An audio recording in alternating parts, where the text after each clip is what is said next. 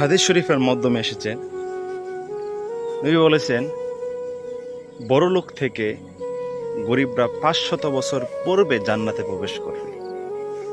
কেননা গরিবরা দেখবেন সবসময় ভালো কাজের মাধ্যমে আগে থাকবে।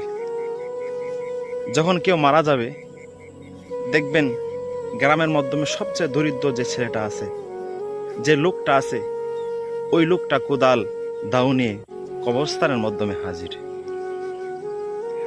তারা এমন কিছু লোক রয়েছে যারা সব সময় যে মারা যাবে তারা কবর খোঁড়ার জন্য হাজির। ওই কবর খোঁড়ার জন্য কোনো ধনী লোক আসে না, কোনো বড় লোক টাকাওয়ালা ধন সম্পত্তিওয়ালা লোক কবর খোঁড়ার জন্য আসে না। কিন্তু আমরা তাদেরকে কতটুকু সম্মান, কতটুকু মূল্য দেই।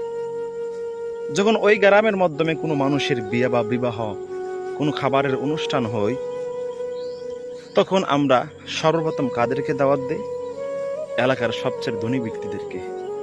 আমরা তাদেরকে স্মরণও করি না।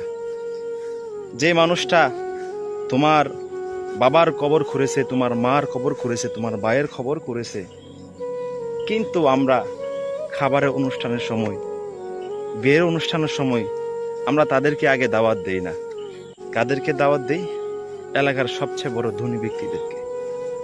আমরা তাদের সম্মানটুকু আমরা দিতে পারি না। সেজন্যই নবী বলেছেন গরিবরা ধনীদের থেকে 500 বছর পূর্বে জান্নাতে প্রবেশ করবে।